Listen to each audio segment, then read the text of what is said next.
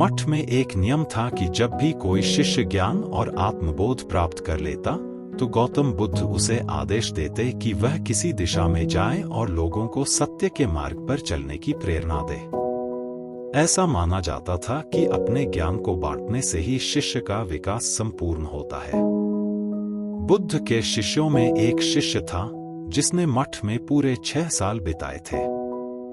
वह निरंतर ध्यान, तपस्या और सेवा में लगा रहता, लेकिन उसे अब तक बुद्ध का वह आदेश नहीं मिला था जो उसे मठ छोड़कर लोगों के बीच जाने की अनुमति देता। यह विचार उसके मन में धीरे धीरे एक बेचैनी का रूप ले रहा था। वह सोचने लगा, क्या मेरी तपस्या में कोई कमी है? क्या मैंने वह सब कुछ नहीं सीखा जो मेरे गुरुदेव सिखाना चाहते थे? आखिर क्यों मुझे बाहर जाने का आदेश नहीं मिला? वह कई रातों तक सो नहीं पाया।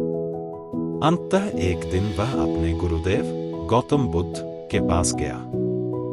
वह थोड़ी नाराजगी और बेचैनी से भरा हुआ था।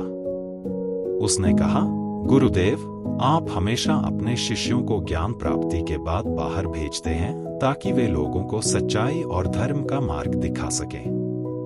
लेकिन मैं इतने सालों से यहाँ हूँ, फिर भी आपने मुझे क्यों नहीं भेजा? क्या मैंने ज्ञान प्राप्त नहीं किया? क्या मेरी साधना में कोई कमी है? बुद्ध ने उसकी ओर शांत मुस्कान से देखा। उनकी आंखों में वह अपार धैर्य और करुणा झलक रही थी जो केवल एक सिद्ध पुरुष में ही हो सकती थी। उन्होंने उसे ध्यान से देखा और बोले, तुम्हारे भीतर अभी थोड़ा और धैर्य की आवश्यकता है। ज्ञान का अर्थ केवल सीखना नहीं है, उसे जीवन में आत्मसात करना भी है। यह प्रक्रिया समय लेती है। थोड़ा और समय यहां बिताओ। शिष्य ने यह उत्तर सुना, लेकिन उसे संतोष नहीं हुआ। उसके मन में उथल पुथल मच गई। वह खुद से कहने लगा, गुरुदेव को मुझ पर विश्वास नहीं है। मैं इतने सालों से कठोर तप कर रहा हूं और वह कह रहे हैं कि मुझे और समय चाहिए। वह भीतर ही भीतर क्रोधित हो गया। अगले दिन फिर से वह बुद्ध के पास गया और बोला, गुरुदेव, शायद आपके ज्ञान में ही कोई कमी है। आप मुझे बाहर भेजने योग्य नहीं समझते, शायद आप मुझे कुछ सिखा नहीं पाए हैं।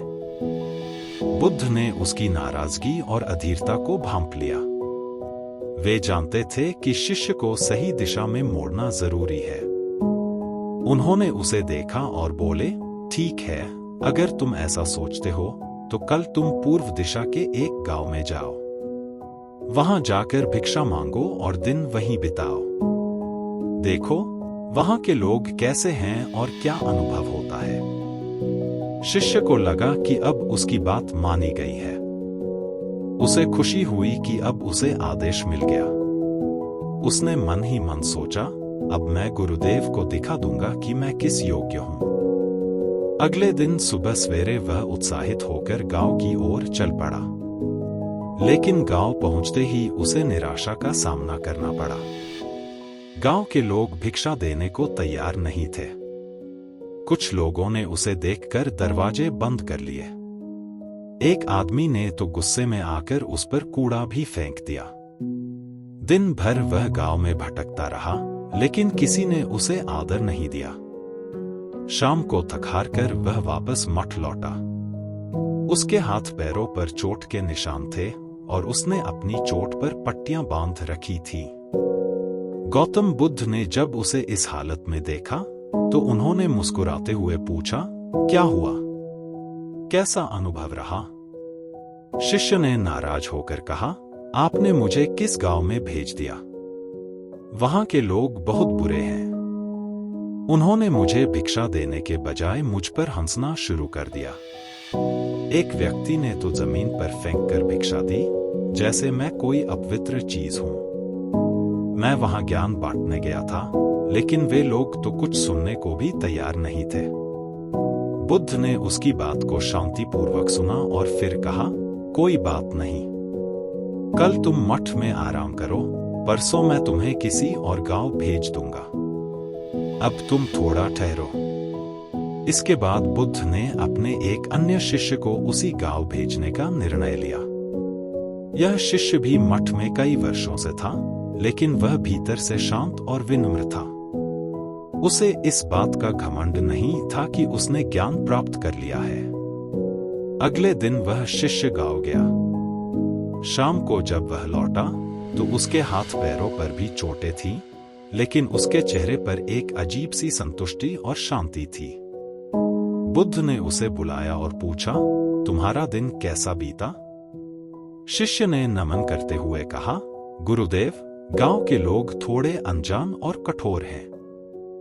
उन्होंने मुझे भिक्षा देने से मना कर दिया था, लेकिन एक व्यक्ति ने आखिरकार जमीन पर फेंककर भिक्षा दी।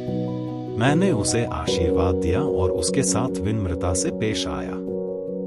दिन में मैंने देखा कि एक बच्चा बहुत बीमार था। मैंने जंगल से कुछ औषधीय पौधे इकट्ठे किए और उस बच्चे का इलाज किया। गांव वाले पहले मुझसे नाराज थे, लेकिन जब उन्होंने देखा कि बच्चा ठीक हो रहा है तो वे मेरे प्रति बदलने लगे। अंत में उन्होंने मुझे सम्मान दिया और कहा कि मैं फिर आऊं। बुद्ध ने यह सुनकर संतोष की सांस ली।